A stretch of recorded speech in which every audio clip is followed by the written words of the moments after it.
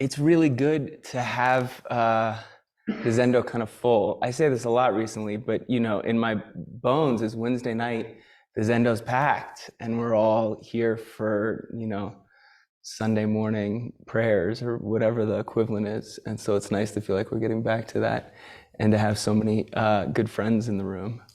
And Ruth, if you want to come around or sit up here, I know you're kind of, I feel like you're so far away, but you're welcome to come up. I know those chairs are supposed to be on a mat, but we can put them elsewhere too. Is that all right, Casey? Sorry, I didn't know you were there.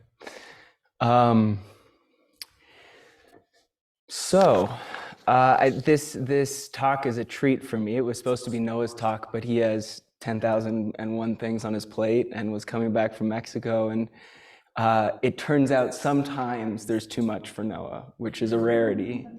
But this was one thing too many, so he asked me to fill in.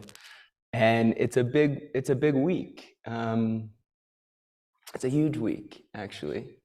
So this morning we had Jukai. It was a beautiful ceremony.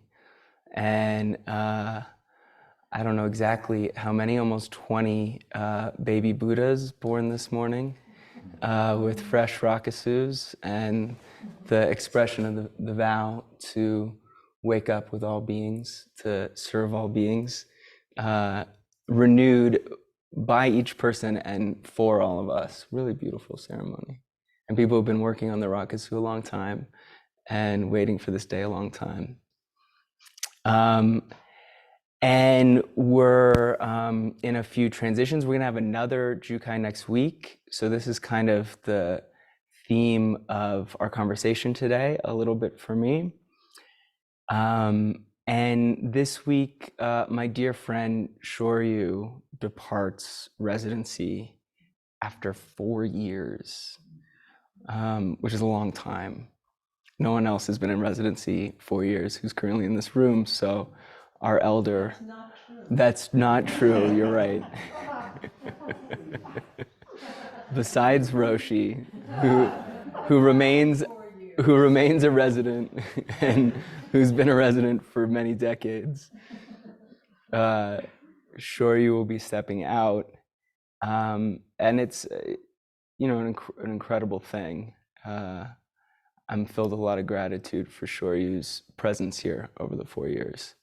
I can't imagine how many cushions you've swept and paths you've shoveled and then swept and meals you've cooked and residents you've welcomed in and showed the ropes to. So you've held a kind of through line of practice here. And I remember when you showed up, no one wanted to sit more than Shoryu. Shoryu was like, why aren't we sitting through the night every night? I thought we were here to sit zazen. And if we weren't sitting until 4 a.m., Shoryu was like, I don't know if I came to the right place. And he would sit alone or with others, often inspiring others to sit late into the night. And as you settled in here, that intention to wake up expanded to all your activities here and all your relations here. And it's been a real gift to Upaya. So thank you. And you and everyone all of our baby Buddhas are the inspiration for my subject tonight, which is continuous practice. It's a big thing to leave monastic life, this kind of deep commitment and this being held in a context for practice and go out into the world. And it's not dissimilar, I think, from receiving Jukai, from spending a year sewing, studying the precepts, being in communities of study with others, really kind of having this experience of, I've wanted to do this my whole life, actually. And now I finally get to give myself to it. And then you receive Jukai, and then what?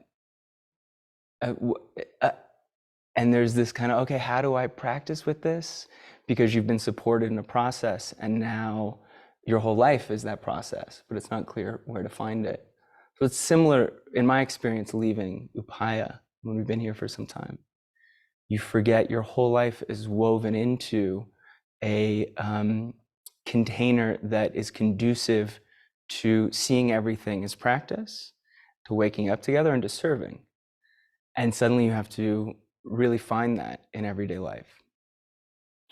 So, as Roshi reminds us in Jukai, this is the beginning, not the end. You don't know what you got yourself into. It begins today. And so what does that mean? How do we understand what's beginning today? Oh my Lord, my mic's not, can anyone hear me? Yeah, I was just gonna start again. Thank you, Noah. So I just want to recall Roshi's words at the beginning of Jukai, where she reminded us that this is really about receiving the precepts as well as our practice, really about dedicating ourselves to really tending to the world. And she also said to tending to the misconceptions about who you really are.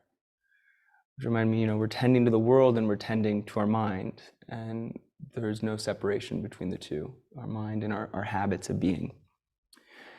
So this whole talk, if I ever get to it, will be really, it's really like the basics. It's not a very Zen talk today. It's like the basics from the suttas, a kind of things that those in the insight tradition, Theravada tradition, I think hold up more often than we do, which is just like, how do we work with habits in a really practical way? It's there in Zen everywhere, but we're going to talk about it in a kind of very practical, very just like everyday way. And before we do, because I love Dogen, we're going to start with Dogen before we get there. So Dogen, as many as you know, this is the Circle of the Way temple, the name coming from the circle of continuous practice. Continuous practice is the Circle of the Way, and this is one of Dogen's fascicles. And so what he tells us at the very beginning is kind of sweet.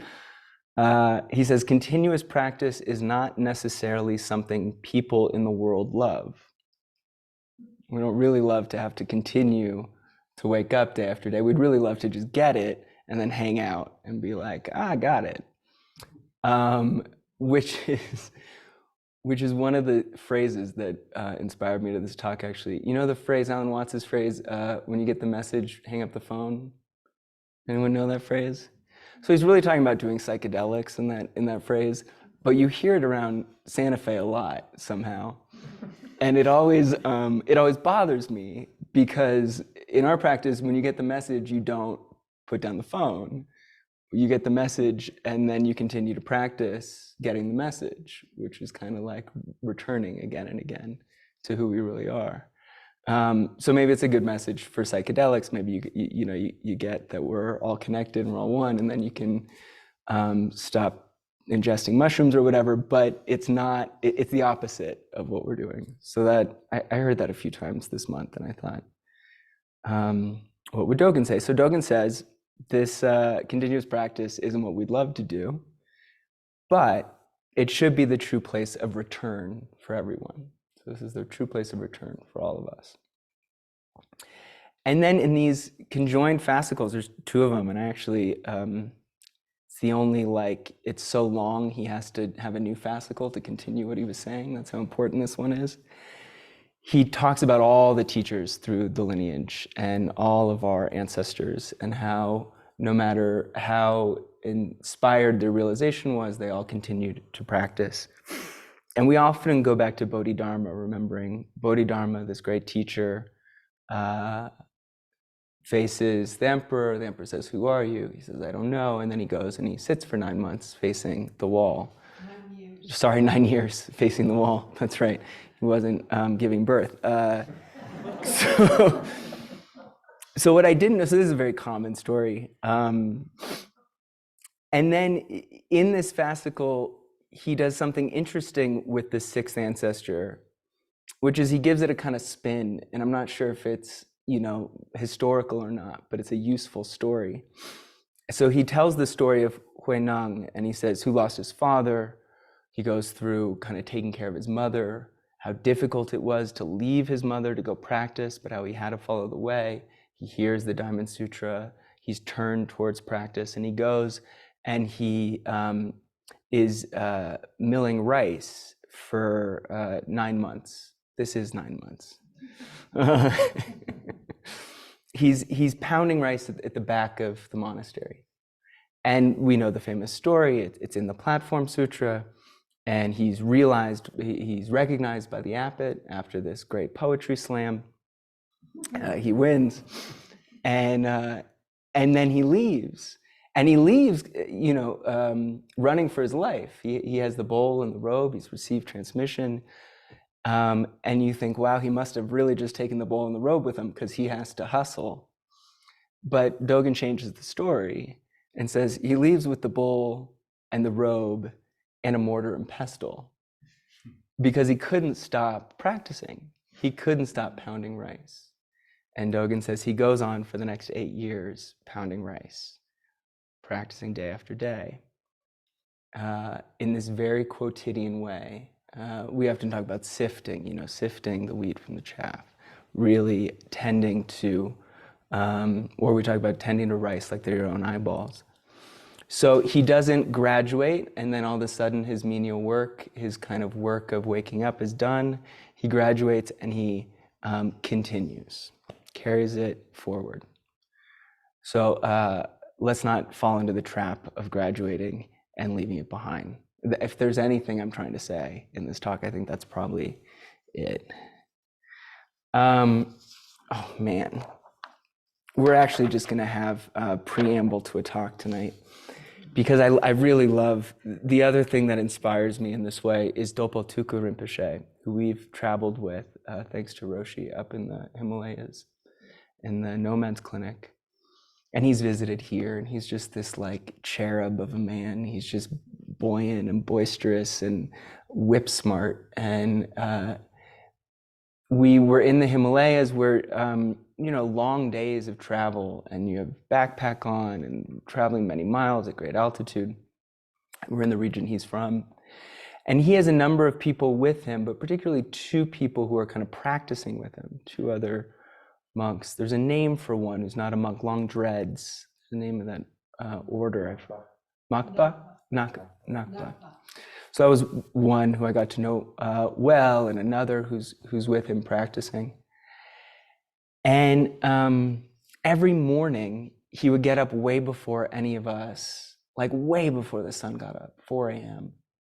And he would be chanting. He would be praying, he'd be reciting sutras, and he'd be sitting. And he'd have his bell and his the things he would pray with him, and his 2 friends would get up early and sit with him. And every morning without fail, he would do this for quite some time. It was actually 3 hours, but I think it was like 2.5 because he'd take half an hour afterwards. Anyhow, it was incredible to watch. And one day I woke up very early and I kind of sat away and just sat with them and noticed the dedication. And I asked him about it one day, and he said, you think these robes make me a Rinpoche, or that I'm a monk because I gave up all my possessions. He said, the only thing that makes me a Rinpoche is that I wake up every morning and I dedicate my life to this practice for all beings in this way. But if I didn't do that, what would I be doing?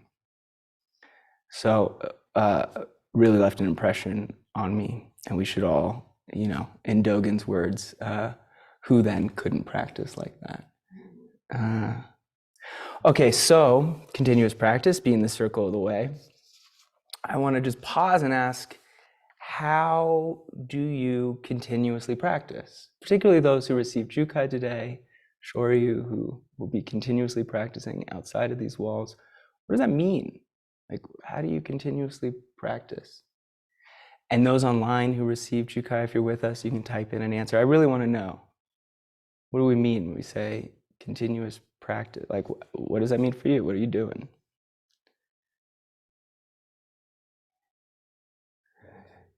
Meditate, zazen. It says Kodo. Okay, yeah, we sit. We just sit. Do we do anything? Is that it? This is Zen after all, so maybe we just said Zazen. Liturgy. we recite liturgy. Okay. Yeah. I think it means there's nothing not practiced. Uh-huh. Yeah. And so what's the difference between nothing not practice and nothing is practice? No difference. Yeah. What about intention?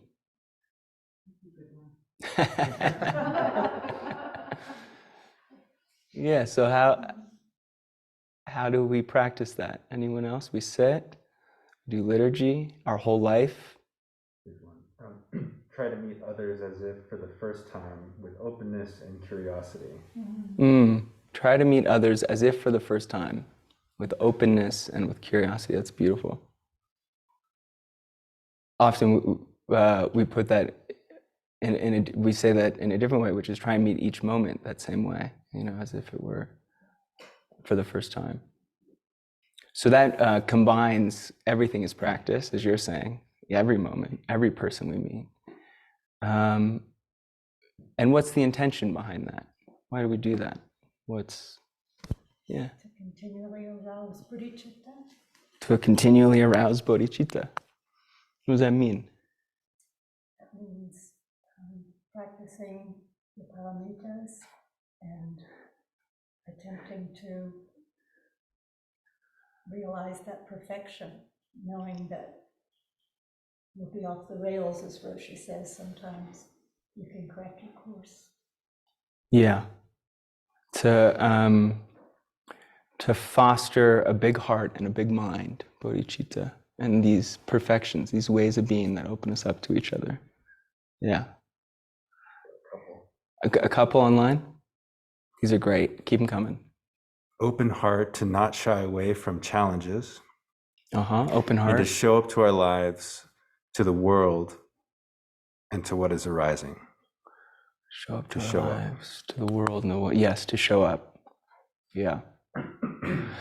So take just a moment and just think for yourself, okay, how do I enact this practice in my everyday life? The continuous, moment by moment practice inspired by, led by our vow. How do I notice that in my everyday life? Maybe how did I notice it today? How did I practice it today? And if it's if some things come up immediately, those are supports for us.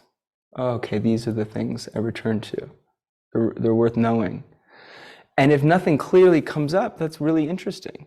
Like, oh, are we sure we're noticing what we're doing? We can be very in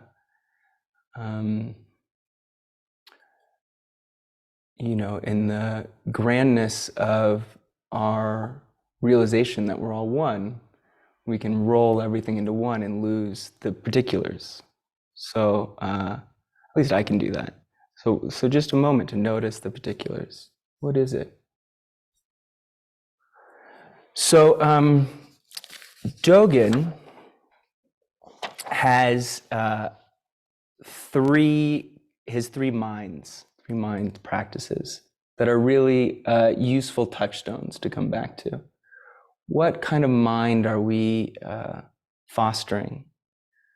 He says in our practice, in our continuous practice, and our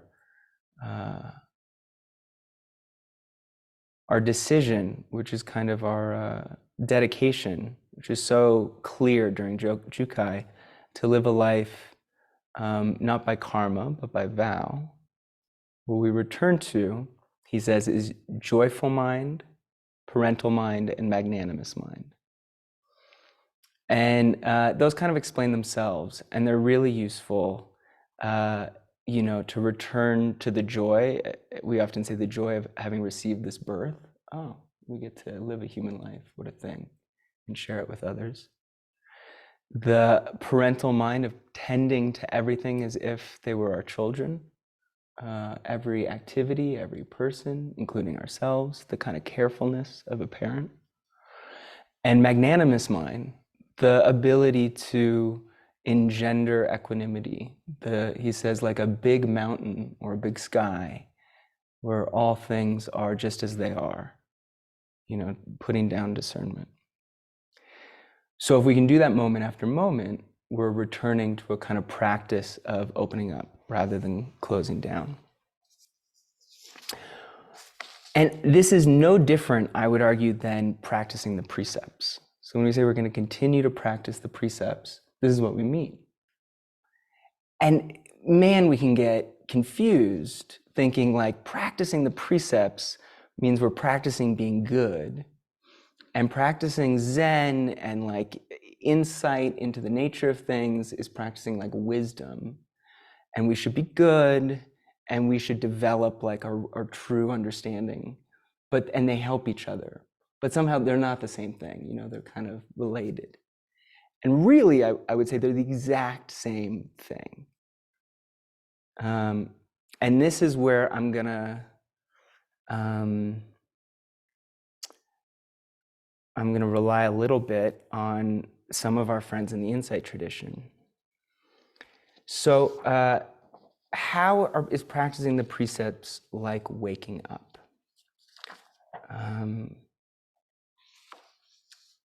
So we talk about waking up. I'm going to take a little detour. I promise you this is the same thing. About it all along. So awakening, waking up, nirvana, enlightenment, all these words we use. We talk about sudden and gradual.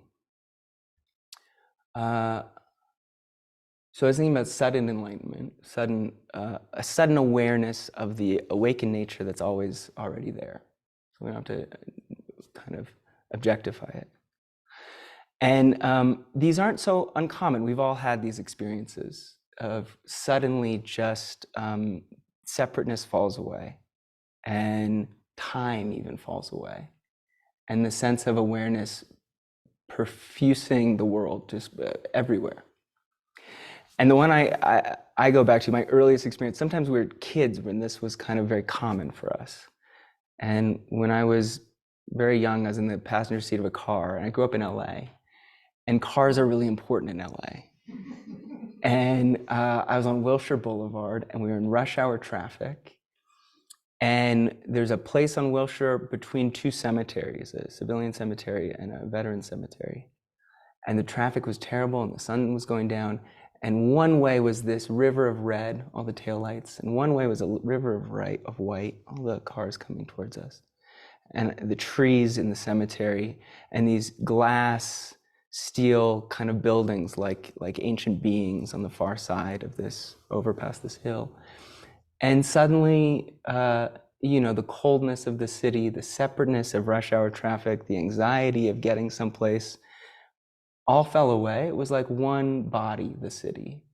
And all beings were in their activity of doing what we all did when we all did it, like the universe breathing. And who knew? I had no sense of what was going on, but I disappeared, and it was like I could feel the whole city, the whole expanse at once. And that moment continues for me today. That sense continues right now. And it's a really unromantic kind of sense of, noticing awakening. I wasn't by a lake, there wasn't serenity anywhere. It's like, but I'm kind of supported, our patron saint in LA is Joan Didion, and all her best essays are about hanging out in a car. So something about growing up in LA. Anyhow, we've all felt that. These aren't uncommon. We can objectify them and put them aside and pretend there's something we have to figure out. But these kind of sudden awakenings are so useful because they engender a faith that's always there. That's always right here. It is. It's right here, right now.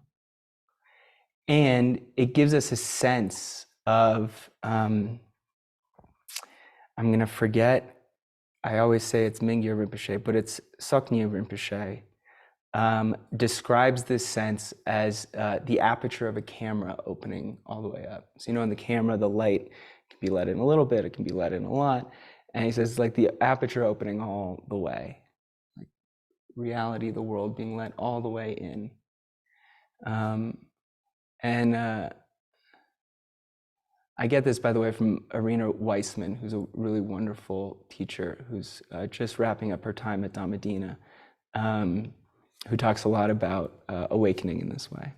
So we can go back to our own experiences of the aperture just suddenly opening all the way up, the world just suddenly flooding in, the sense of separation of a separate I and a separate you, dissolving because of nothing we did. And that's a kind of sudden knowing of the freedom we always have, of the love that's always there, of the connection and belonging to each other. That's the substrate of our lives. So this is useful. This is also the third noble truth. This exists. This absence of separation, this nirvana, is always there. And it allows us to embark and give ourselves to the activity of every day opening the aperture of our life, of our mind, of our habits, of our activity. So that's what we call gradual awakening. And that's the precepts. So when we're giving ourselves to the precepts, we're practicing opening up. We're not practicing being good. So this is another good misconception to put aside. In our great Judeo-Christian society, we really all want to be good. We want to be seen a certain way. And we can think, because we call Shila or the precepts ethics, that they're about being good people. And they are. They're these kind of guidelines for healthy activity, for wholesome activity, which happens to be a good way to live. But if we think we're trying to be good, which is a kind of imagining of how the Buddha would act, or how the Buddha would be, or how we would be if we were Buddhas, then we're externalizing our activity. We're externalizing the kind of validation of our practice. And what's worse, we're good is all wrapped up in kind of social agreements and social norms. And those change day after day, year after year, decade after decade. And that's the opposite of what we're doing, right? We're internalizing our sense of wisdom and compassion. We're internalizing our faith and trust in showing up fully. So we put good aside. And the precepts then, if we notice that it's not just really about that, then they become about opening up. They become about waking up and showing up fully. Okay, so what else did the Buddha teach? He taught, his first Four Noble Truths, that there are things that get in the way of the aperture opening up. So what are some things that get in the way, or that close down this aperture? Seriously, what are some things? Greed. Anyone? Anger. Delusion, anger. We know these. Fear. Yeah. Fear is a big one. Doubt, huge one. What else? Impatience. What was that? Attachment. Yeah. So we have some. We like numbers in Buddhism. We have the 3 poisons: greed, anger, delusion. We have the 5 poisons: greed, anger, delusion, envy, and pride. Those are the ones we often come to in Zen. In the Pali Canon, there's a list of 10. There's a list of 57. There's a list that go into the hundreds. There are many qualities that can shut us down, that can kind of shut the whole body and separate us from our life and each other. One we often don't talk about that I liked, I was reviewing some of these texts, is shamelessness. It's an important one, I think, for our day and age. And shamelessness being not caring to do something that is shameful, that causes harm to someone else or yourself, or that, we could think of maybe some of our political leaders being shameless. You can do anything, who cares? It's like akin to nihilism. So there's a lot of these qualities, and they're worth knowing what they are, because we have them all. They're all in us. One teacher said, I think this was from Marina, one of her teachings, if you're really paying attention in each moment, you'll notice greed or anger or delusion. If you're really paying attention, each day you'll notice it's there. So these are the things that close the aperture. What are the things that opens up our aperture? Heart, love, not scratching the microphone. What was that? Gratitude. Compassion. What else? Sympathetic joy. Joy and sympathy. Solidarity. Patience. Yeah. Understanding. Curiosity. Kindness. Bearing witness. Yeah. Compassionate action. So we know these things, and we know just saying them, we can feel our body change. We can feel our body relax and open up. And the magic of awareness practice is that when we bring awareness to these things that close the aperture, it releases their pull on us or their grip on us. And when we bring awareness to the things that open the aperture, it fosters those qualities in us. Isn't that crazy? It's like anyhow, there's a side story, but I've had too many of those. We have ground to cover. Okay, so this is like Buddhist Psychology 101. And essentially whatever a person, the Buddha said, whatever a person frequently thinks and reflects on, that will become the inclination of their mind. Whatever a person frequently thinks and reflects on. And so we take responsibility for what are we thinking and reflecting on? And how do we foster the things that cause wholesome ground for our mind and for our actions in the world?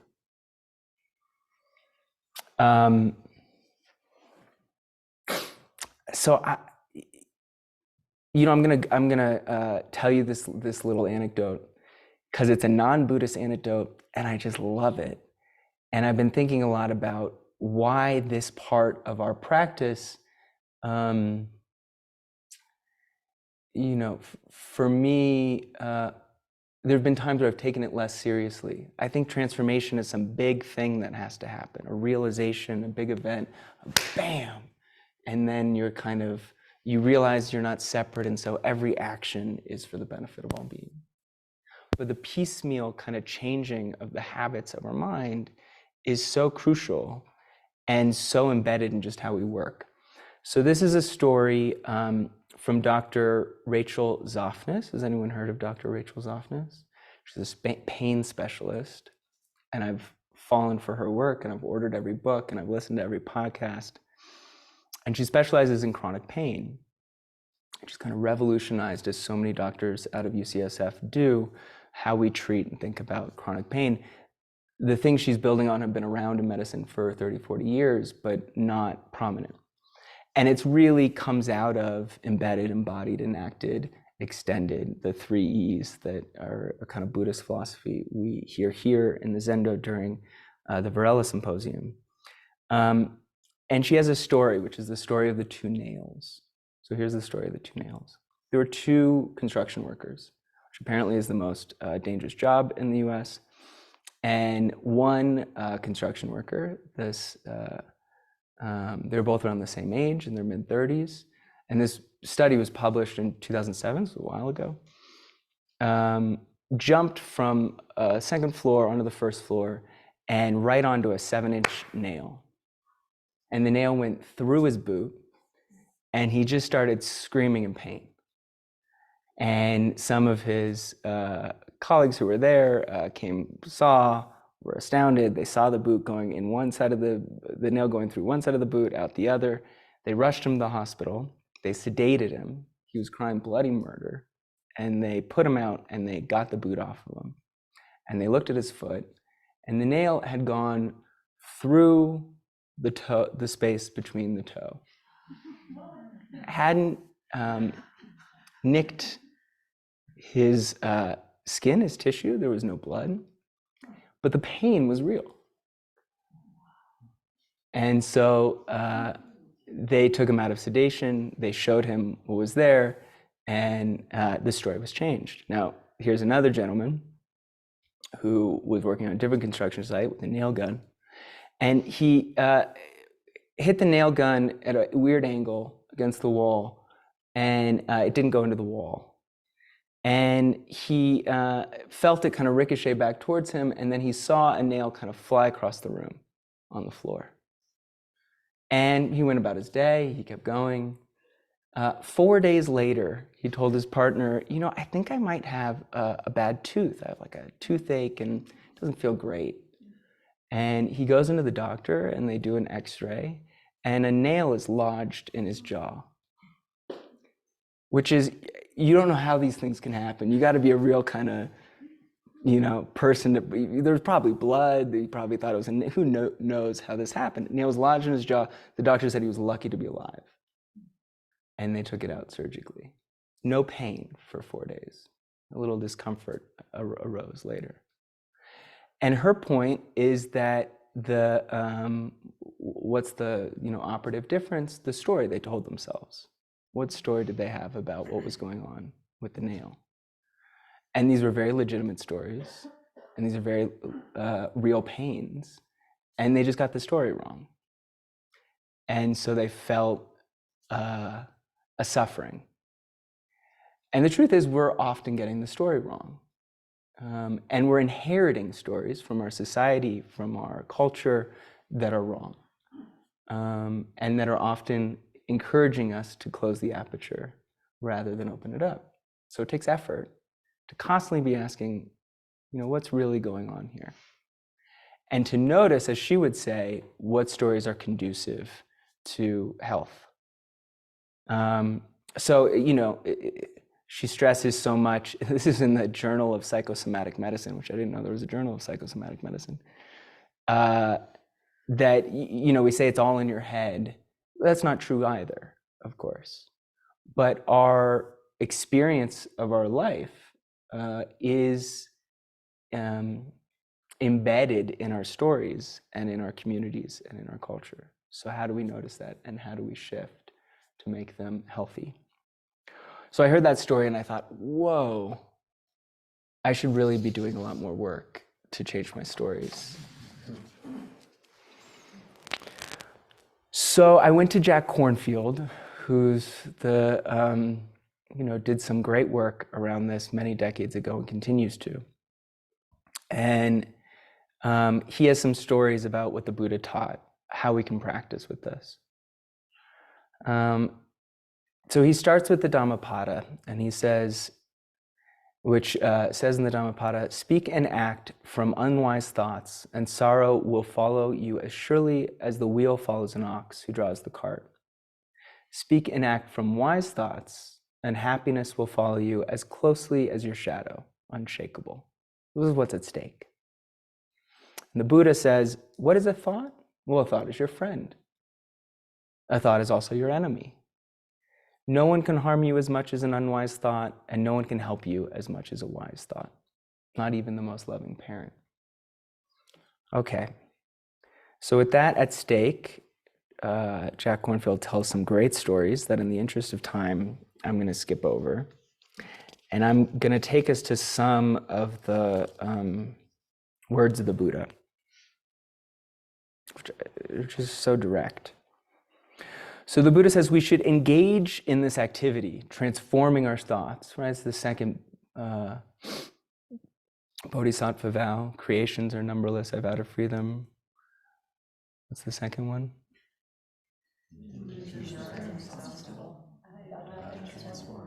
There we go. I'd forgotten for a second. So this is, delusions are inexhaustible. I vow to transform them, right? This is our practice. And the Buddha says, like a skilled carpenter who removes a coarse peg by knocking it out with a fine one. Great image. So a person removes a pain-producing thought by substituting it with a beautiful one. Jack adds to this, practicing mindfulness in our everyday life, we see what painful thoughts we have unwittingly nurtured. Using the spirit and determination of our practice, we replace this life-negating habit with life-giving habits. Okay, so how do we do this? I think we know, but the Dalai Lama says he has a favorite practice for how to do this. So this is his favorite way. He says, let yourself visualize the effects of unskillful thought patterns, such as annoyance, anger, self-judgment, so forth. Inwardly see how such thoughts affect you. Okay, just hearing those words, how do they affect you? The tension in your body, the raising of your pulse, the discomfort. Outwardly, see how such thoughts affect others who hold them, making them upset, rigid, even ugly. Then make the compassionate determination. I will never allow such states to make me lose my peace of mind. So first, really notice what they're like in our body. Oh, is that helpful? And if that's not so clear, really notice what they're like when you see them in others. Oh, it's even clearer because, I'm over here, you're over there. Wow. And then fully vow, I'm not going to do that. What a powerful practice. And, of course, we do it again and again and again. We can't just see it once. So I was at Walgreens getting a prescription, and I don't know if you've ever been to Walgreens here, but at the rush hour, which is the lunch hour, they're very busy. I hadn't been at the lunch hour. There was 9 people in line, and I thought, I don't have time, I had something to get to, and I waited in line anyway, and I got to the front, and they didn't have my prescription. They had the pills, but they didn't put it together, and they'd had it for hours, and I thought, oh, okay, and the woman said, you just wait 10 minutes, I'll make sure we do it. So I sit down, and other people are sitting down, and while I'm sitting there, people are going to like the side counter to complain that their thing's not ready and that something on aisle 5 isn't there to like the pharmacist. And the whole place is this kind of tumult of anxiety and hurriedness and complaint. And 10 minutes go by, and then 12 minutes go by, and 15 minutes go by, and I start getting a little impatient. And I go up to see if anyone knows anything, and no one knows anything. And I get really impatient. And I notice my kind of shoulder goes down this way, and I kind of like looking at everyone, and I'm just thinking, God, no one knows what they're doing here. And then I just get frustrated, and I don't know who I'm frustrated at, but I'm really just pissed. And I'm caught in this state for a while. Kind of enjoy, you can enjoy a kind of intense state. Kind of enjoying being mad at Walgreens. And as I watch, there's 8 people back there, between the pharmacist and the people at the register. There's this one guy who's trying to keep it all together. And he's directing people who are trying to take breaks without telling anyone when they're not supposed to. And he's directing pharmacists who, haven't found the printing for that. So he's reprinting things and directing all of us who are out here. And he's just cool as a cucumber. And everything around him is chaos. And I think, man, if I were him, I would not have kept my cool quite like you have. And it really, it was inspiring to watch. And I almost leave in a huff. I think I gotta get somewhere else, I'm out of here. And I make it an aisle down, and I think that's no good. And so I walk back. And I notice the anxiety in my body, and I just decide, this isn't working for me. And it always starts in the body, so I just stand up straight, and I take 15 seconds to breathe and enjoy being alive. And then I really am just profoundly in awe of this guy. So I just thank him internally. So great that you're doing what you're doing.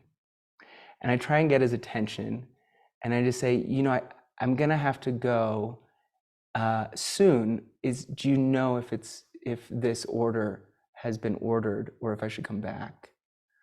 And he says, who are you, blah, blah, blah. And he says, it didn't get put together, but I'll make sure it does. So I wait another 5 minutes. And now I'm just watching him do his magic, kind of like hopping over people, it seems like, to get to trays of printers, fixing computers, getting people who are waiting in the right line. And 4 minutes later, my prescription's ready. I pick it up, I check out, and I heartily thank the 3 people who are at each cash register for doing what they're doing. They don't need my thanks, but it feels good, and the story can just flip.